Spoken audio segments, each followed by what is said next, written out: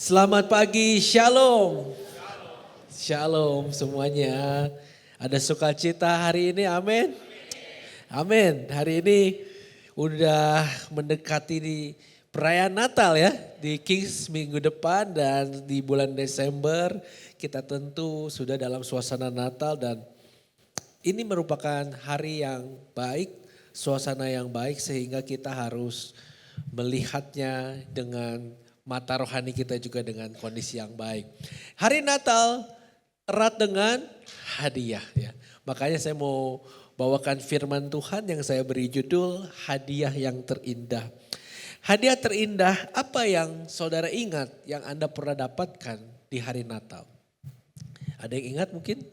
Apakah dapat bunga, dapat baju, dapat coklat, dapat bingkisan.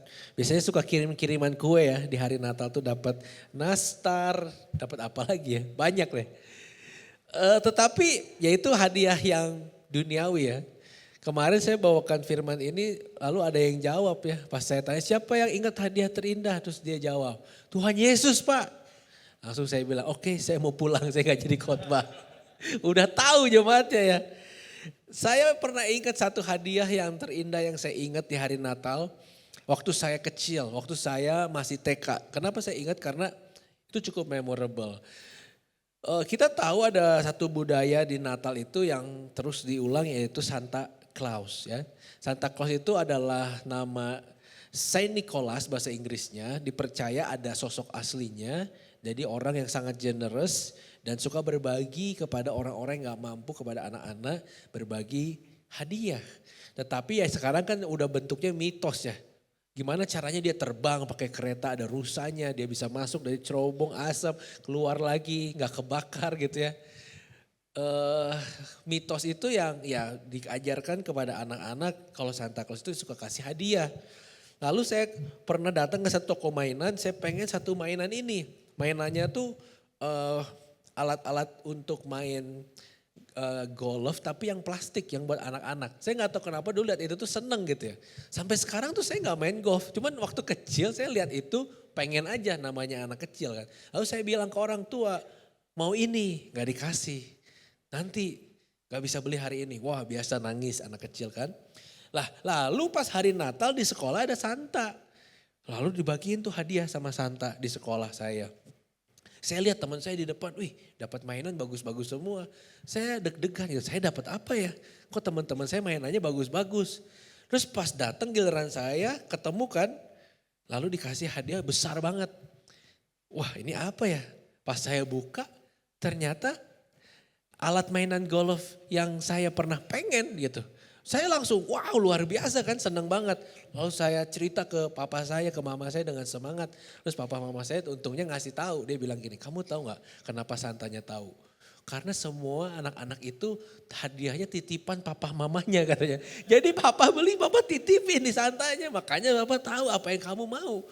Wah puji Tuhan ya, memang bapak kita tuh tahu apa yang kita butuhkan. Tetapi namanya juga hadiah barang duniawi ketika kita pengen banget, belum dapet pengen banget. Pas udah dapet biasa aja. Malah seingat saya main itu tuh sebentar. Terus ganti lagi mainan yang lain. Udah gitu gak tahu kemana, hilang, lupa. Dan itulah kehidupan kita di dunia ini. Seringkali ketika kita harapkan hadiah terindah itu adalah barang yang duniawi. Ketika kita dapet ternyata rasanya biasa aja. Kita belum punya rumah, kita pikir kalau kita gak ngontrak lagi kita punya rumah. Wah luar biasa, tapi pas udah punya rumah biasa aja tuh. Kita gak punya mobil, kita pikir kalau punya mobil enak ya ke gereja gak perlu nebeng temen, gak perlu ojek online, gak perlu pakai taksi. Pas udah punya mobil biasa aja tuh. Makanya kalau kita pikir hadiah terindah itu adalah barang dunia, salah karena barang dunia itu ketika didapatkan gak ada sukacitanya justru. Waktu mau mencarinya kita pikir ada sukacita di situ, tapi waktu kita dapat ternyata biasa aja. Malah kita pengen lebih, pengen lebih, pengen lebih dan pengen lebih.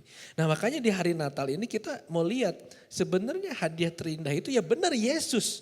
Nah cuma kita mau bedah kenapa Yesus itu bisa jadi hadiah terindah kita dalam merayakan Natal. Nah kita coba lihat Ada satu cerita di dalam Alkitab yang kita sering ulang-ulang, sering diperankan di dalam drama. Yaitu cerita tentang orang Majus. Nah, orang Majus itu siapa? Orang-orang Majus ini adalah orang yang berasal jauh dari timur. Ya, timur itu bukan pengertian tempat gitu ya, atau letak dari kayak kompas gitu, tetapi daerah atau negara-negara timur. Nah, jadi orang-orang ini berasal dari sekitaran Persia, Mesopotamia, mungkin daerah-daerah dekat Mesir sana. Dan kalau kita lihat peta sekarang kan ini daerah-daerah itu di bawah sini, Israelnya kan di atas gitu ya, negaranya lurus gitu kan. Nah, orang-orang ini jalan jauh-jauh mengikuti bintang untuk mencari juru selamat. Beberapa penafsir kitab memperkirakan bahwa orang-orang ini adalah orang-orang Semit. Yang kalau kita ingat dulu Daniel pernah hidup di pembuangan, gak ada ceritanya Daniel balik kan. Daniel itu ya hidup dan tinggal melayani raja-raja di pembuangan dan gak pernah pulang ke tanah Israel. Nah, kemungkinan Daniel itu kan percaya Tuhan, benar-benar imannya dilihat raja-raja, ini orang tuh benar-benar diurapi oleh dewa-dewa gitu. Jadi ada satu kelompok orang di daerah timur sana yang dia mempelajari bintang tetapi bukan untuk melihat seperti Feng Shui, zodiak atau apa. Enggak, orang-orang Majus ini mempelajari bintang untuk memberikan dia tanda. Suatu hari akan ada salah satu bintang yang sinarnya terang banget dan ketika bintang itu ada juru selamat yang lahir. Makanya mereka udah tahu, wah ini yang udah dinubuatkan oleh leluhur kita yang diceritakan kepada anaknya lagi, ceritakan kepada anaknya lagi. Dan mereka ketika lihat, mereka udah gak pikir panjang, ayo kita berangkat. Bawa semua perbendaharaannya kan, emas, kemenyan dan mur, dia bawa banyak pakai unta-untanya, dia bawa hamba-hamba yang banyak untuk membawa barang-barang yang banyak itu. Nah, ketika mereka sampai di rumah yang ada seorang bayi, mereka langsung menyembah bayi itu. Kalau dia ketemu raja, kan dia turun-temurun tuh nungguin Mesias. Kepikiran saya mungkin ketemu raja Mesias tuh besar duduk di atas tahta. Tapi ketika mereka melihat bayi yang ada di tempat yang sederhana, di palungan, digendong mamahnya, digendong ibunya Maria, kok bisa happy banget. Nah, kita coba lihat ya Matius 2 ayat 10. Ketika mereka melihat bintang itu sangat bersukacitalah mereka. Maka masuklah mereka ke dalam rumah itu. Jadi bintangnya udah sampai di tempat Maria tinggal. Dan melihat anak itu bersama Maria ibunya. Lalu sujud menyembah dia. Mereka pun membuka tempat harta bendanya dan mempersembahkan persembahannya yaitu emas, kemenyan, dan mur. Harta yang sangat banyak dan saya pikir dari persembahan mereka ini tidak mungkin Yusuf dan Maria tidak bisa membesarkan Yesus dengan baik. Ada emasnya, ada kemenyan, ada mur yang harganya itu sangat mahal di zaman itu. Dan itu adalah bekal mereka untuk menghidupi Yesus dalam segala tantangannya. Tetapi ingat gak orang Majus itu sebelum ketemu Yesus nyasar sedikit. Karena dia pikir kan mau ketemu raja jadi dia ke istana ketemu Herodes. Herodes kamu tahu gak ada raja loh mau lahir di tanahmu. Kaget dia, siapa lagi raja? Saya raja. Ada. Lalu Herodes juga bingung, memang benar ada. Dia tanya ke ahli kitabnya. Ahli kitabnya ngomong di Matius 2 ayat 5-6. Benar ada. Mereka berkata kepadanya, ada nanti akan lahir di Bethlehem, di tanah Yudea. Karena pernah dikatakan dalam kitab Nabi, engkau Bethlehem, tanah Yehuda, engkau sekali-kali bukanlah yang terkecil di antara mereka yang memerintah Yehuda. Karena daripadamulah akan bangkit seorang pemimpin yang akan menggembalakan umatku Israel. Ini dari mana? Nah kita mau lihat nubuatan siapa ini? Ini adalah nubuatan Mika. Kita mau baca di Mika ini versi yang lebih lengkapnya. Dan kita mau belajar kebenaran-kebenaran rohani yang terdapat di dalam Mika 5 ayat 1-4. Mika 5 ayat 1-4. Tetapi engkau hai Bethlehem Efrata. Hai yang terkecil di antara kaum-kaum Yehuda. Daripadamu akan bangkit bagiku seorang yang akan memerintah Israel. Jadi ada seorang raja yang baru. Yang permulaannya sudah sejak purbakala, sejak dahulu kala. Jadi dia baru lahir tapi sebelum lahir sudah ada. Karena dia Tuhan. Karena Yesus itu ada praeksistensi sebelum lahir di manusia. Makanya ditulis sudah jelas, sejak berubah kala, sejak dahulu kala sudah ada. Sebab itu ia akan membiarkan mereka sampai waktu perempuan yang akan melahirkan telah melahirkan. Jelas akan dilahirkan oleh perempuan, Nabi Yesaya menubuatkan dilahirkan oleh anak darah atau perawan. Lalu selebihnya dari saudara-saudaranya akan kembali kepada orang Israel. Maka ia akan bertindak dan akan menggembalakan mereka dalam kekuatan Tuhan. Dalam kemegahan nama Tuhan Allahnya. Ada kata menggembalakan. Jadi Tuhan datang untuk menjadi raja dan untuk menggembalakan. Lalu yang berikutnya mereka akan tinggal tetap. Sebab sekarang ia menjadi benar sampai ke ujung bumi dan dia menjadi damai sejahtera. Kalau Yesaya katakan dengan lebih jelas, anak darah itu akan mengandung, lahir, akan diberi nama anaknya siapa? Immanuel, Allah yang menyertai. Mika tulisnya sebab ia akan tinggal tetap. Nah, kita maju dulu ke satu ayat lagi tentang gembala. Kenapa? Karena Mika menubuatkan di kitab Matius, orang-orang masih pegang nubuatan itu dan tahu akan akhir seorang di Bethlehem yang jadi pemimpin, jadi raja dan akan jadi gembala. Dan Yesus ketika sudah lahir dan dewasa dan dia mulai melayani, dia menggenapinya. Dia mengatakan di Yohanes 10 gini, akulah gembala yang baik. Yesus yang ngomong, udah bukan nubuatan lagi. Yesus bilang dirinya, akulah gembala yang baik. Gembala yang baik memberikan nyawanya bagi domba-dombanya. Dahsyat gak? Gembala yang baik, bukan gembala upahan. Katanya kalau gembala upahan ada masalah dia kabur. Tapi akulah gembala yang baik. Aku mau korbankan nyawaku untuk menjaga domba-dombaku. Nah yang menarik ada di ayat 18 kalau kita baca. Di ayat 18 ini lebih menarik lagi karena tidak seorang pun bisa mengambilnya daripadaku. Mengambil apa? Mengambil nyawanya. Melainkan aku memberikannya menurut kehendakku sendiri. Aku berkuasa memberikannya dan berkuasa mengambilnya. Inilah tugas yang kuterima dari Bapakku. Ketuhanan Yesus sudah jelas banget di sini. Tadi kan Mika bilang sejak purbakala sudah ada. Sekarang Yesus bilang gini, gak bisa aku tuh diambil nyawanya, gak bisa. Hanya aku yang bisa menyerahkannya dan aku berkuasa mengambilnya lagi. Makanya ketika Yesus mati gak lama-lama, cuma 3 hari. Udah gitu dia bangkit, kalahkan maut, kalahkan kematian. Sebab dia adalah Tuhan. Nah dari ayat-ayat yang kita baca, kita bisa mulai dapat nilai rohani ada 4 nanti. Hadiah terindah di hari Natal adalah kelahiran Tuhan Yesus. Karena ketika Tuhan Yesus lahir ke dunia ini, maka Tuhan akan menjadi juru selamat kita. Katakan amin. Tuhan lahir dan memberikan nyawanya. Tadi aku gembala yang baik, aku memberikan nyawa untuk domba-dombaku. Sehingga kita gak perlu lagi korban penghapus dosa. Saudara kalau Anda rasa ini tuh hal yang biasa, coba deh baca perjanjian lama pelan-pelan. Bayangkan kalau nggak ada Yesus ya, kita mau ibadah tuh susah banget. Harus pelihara domba dulu. Kalau nggak punya peliharaan domba harus beli dombanya. Lalu kita bayangin di sini diseret dombanya. Kojo pegang pisaunya, yang sembelih siapa, nanti yang percikin darahnya siapa, yang bakarnya siapa. Ada tugas-tugasnya. Yang orang-orang biasa nggak boleh deket, harus di luar sana. Yang di sini hanya imam-imam Lewi. Serepot itu dulu mau ibadah. Kenapa? Karena kita orang berdosa ya, ketika ketemu hadirat Tuhan tanpa kurban, tanpa darah yang menutupi dosa kita, kita binasa, kita mati. Gak tahan kemuliaan Tuhan. Makanya ditutupin, ada tirainya. Tapi sejak Tuhan lahir dan jadi juru selamat, kita gak kepotong lagi kan kurban. Kita gak potong lagi kambing, gak potong lagi domba. Karena dia sudah menjadi anak domba Allah. Yang memampukan kita, meluputkan kita dari segala hukuman dosa. Katakan amin.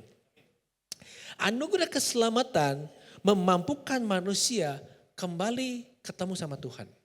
Karena ketika didesain dan diciptakan pertama manusia itu bersekutu dengan Tuhan tidak lepas. Tetapi karena dosa manusia terputus koneksinya dengan Tuhan. Tetapi dengan adanya juru selamat kita kembali connect lagi sama Tuhan tanpa perlu imam. Jadi kita bisa langsung connect sama Tuhan pribadi lepas pribadi. Katakan amin. Dahsyat, dahsyat. Tapi Pak ini kan masalah kekekalan. Saya hidup di dunia ini Pak gimana? Nah ini yang menarik. Karena Tuhan bukan hanya juru selamat tapi dia bilang aku adalah gembala yang baik.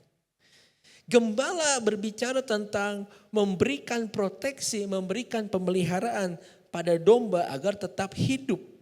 Kenapa? Karena domba adalah hewan yang bodoh. Sehingga domba itu perlu dijaga, dirawat dan dilindungi. Kalau domba dibiarin sendiri tanpa ada gembala, dia bisa diterkam serigala.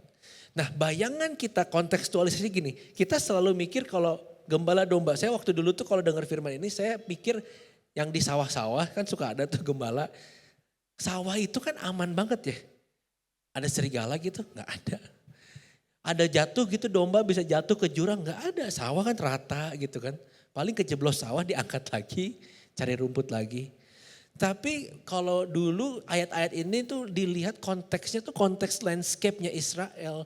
Konteks landscape-nya di sana itu rumput tuh adanya di tebing-tebing tinggi. Jadi domba itu harus manjat tebing-tebing tinggi dan dia nggak boleh terpleset. Karena kalau terpleset dia jatuh ke jurang pasti mati.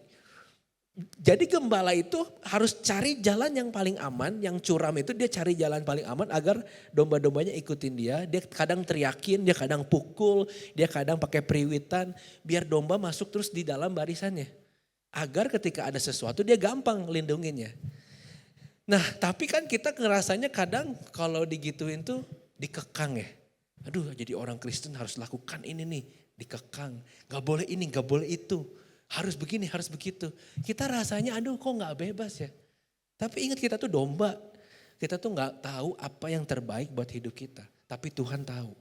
Nah makanya di dalam penggembalaan Tuhan seringkali kita terasa dipagari, dibatasi gerak-geriknya. Tapi semua itu demi keselamatan kita Bapak Ibu. Sebab gembala yang baik akan pelihara hidup kita. Akan beri kita makan, akan beri kita minum. Gak akan lebih makan, gak akan lebih minum. Pas. Karena dia gembala yang baik. Dia tahu ini kegendutan, udah stop makannya. Kurang makan kasih susu, kurang makan kasih vitamin. Biar sehat, itu gembala yang baik. Tapi ketika mau kabur dipukul, biar apa? Biar gak kabur. Diteriakin, biar apa? Biar masuk lagi ke kandang. Karena kalau dia di luar kandang, diterkam serigala. Jadi hidup kita di dunia ini Bapak Ibu, karena kita punya gembala, itu aman. Katakan aman. Amin. Aman, gak akan kurang, gak akan sampai meminta-minta tuh gak akan. Karena kita dipelihara oleh kebesaran nama Tuhan. Jadi hari ini kalau yang masih khawatir, aduh gimana ya, nanti gimana. Gak usah mikirin nanti gimana. Karena Tuhan udah bilang kamu jangan khawatir akan apa yang akan engkau makan, akan apa yang engkau pakai. Semua itu dicari orang-orang yang tidak mengenal Tuhan. Tapi orang yang mengenal Tuhan mencari kerajaan Allah. Nanti yang lainnya ditambahkan. Karena itu prinsipnya gembala. Gembala yang kasih makan. Bukannya berarti kita gak kerja ya. Bukan, kita lakukan aja pekerjaan sekuat tenaga kita, semampu kita. Kalau masih kurang gimana Pak? Tuhan yang akan cukupkan. Kalau kita pakai kekuatan manusia seringkali gini, kalau masih kurang gimana Pak? Wah pokoknya cari sampai gak kurang. Boleh usaha, tapi ada kalanya kita harus angkat tangan biar Tuhan yang turun tangan. Gembala, menarik. Tuhan akan melihara segala kebutuhan kita, kebutuhan manusia yang ada di dunia. Yang ketiga yang menarik lagi, kenapa kita harus bersuka cita karena lahirnya Tuhan. Karena dia disebut akan menjadi pemimpin, menjadi raja. Tuhan menjadi pemimpin atas hidup kita. Artinya kita mengizinkan hidup kita itu dipimpin sesuai dengan kehendak Tuhan. Ketika Yesus lagi ngajarin tentang doa, doanya tuh diajarin kan, Bapa kami yang di surga, dikuduskanlah namamu, datanglah kerajaanmu. Dan ini menarik, jadilah kehendakmu di mana? Di bumi seperti di surga. Artinya ketika kita menjadikan Tuhan itu raja, kita gak paksakan kehendak kita pribadi Bapak Ibu. Tapi kita percaya kehendak Tuhan itu lebih baik daripada keinginan kita pribadi. Katakan amin. Nah ini gak gampang soalnya. Karena kita manusia tuh kadang Tuhan ini my proposal Tuhan. Aku mau sekolahnya di sini Tuhan, aku mau bisnis ini. Aku pengennya anakku begini, aku pengennya sembuhnya begini.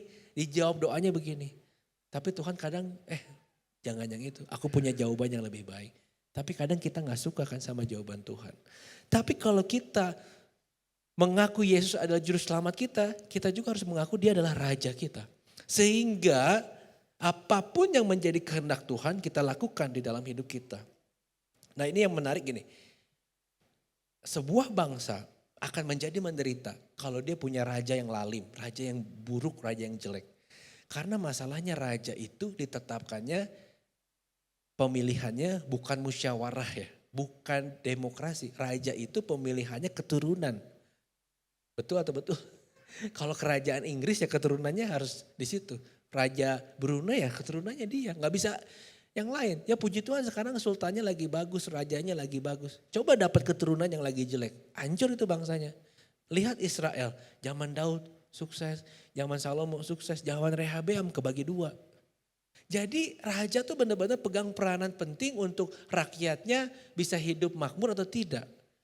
Nah tetapi kalau kita punya rajanya itu Tuhan yang benar, pasti dia mimpin tuh benar kan.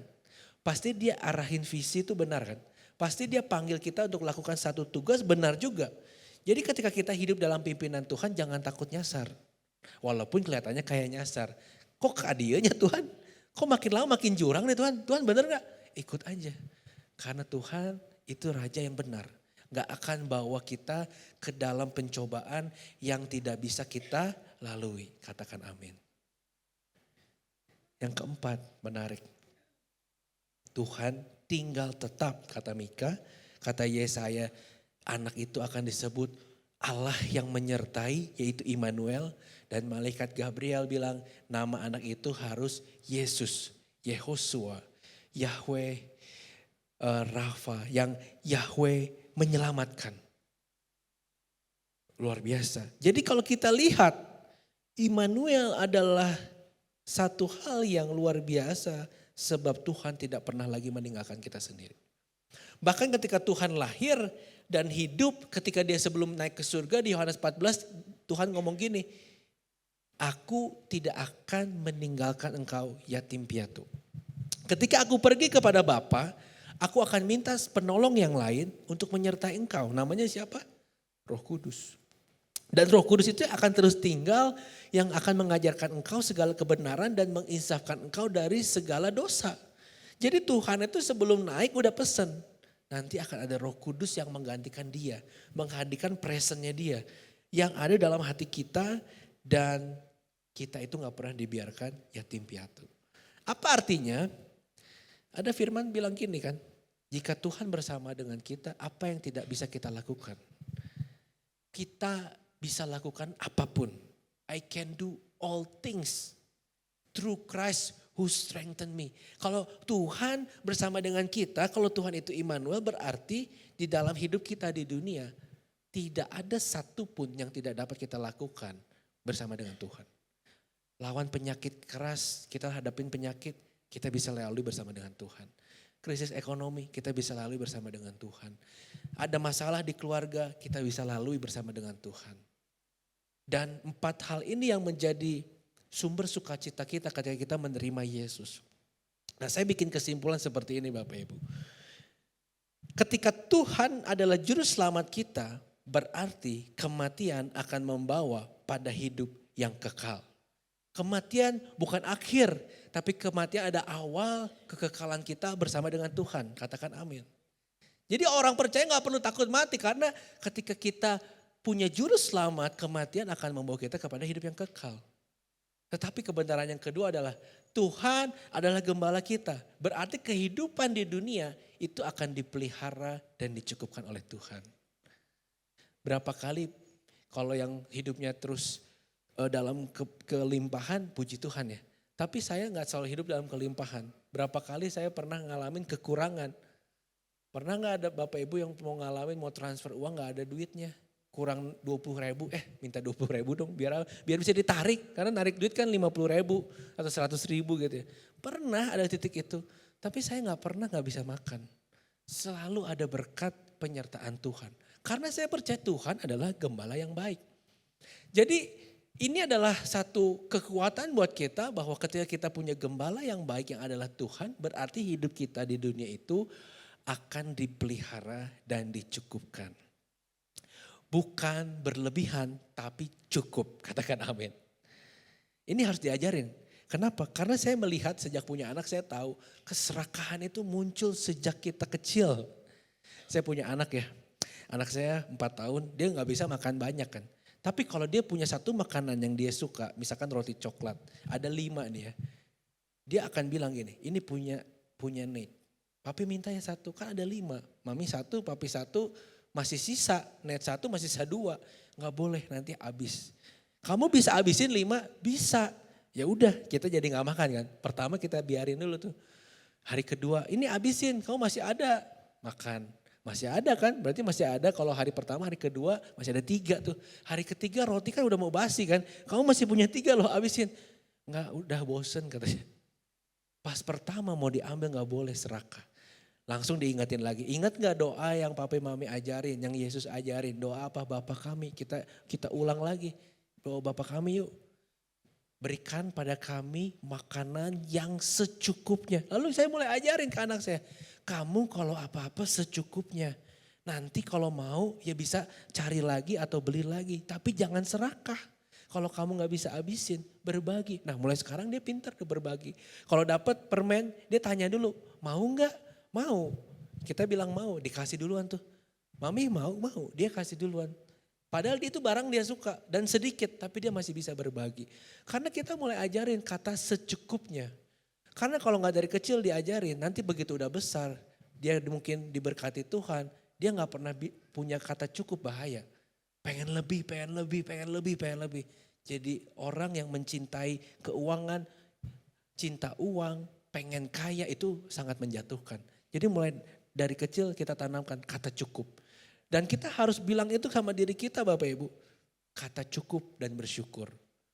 Aduh Tuhan kok aku belum punya ini, belum punya itu ya. Tapi kita ingat, tapi kan kita udah punya hal-hal yang kita punya sekarang ya. Bersyukur kepada Tuhan.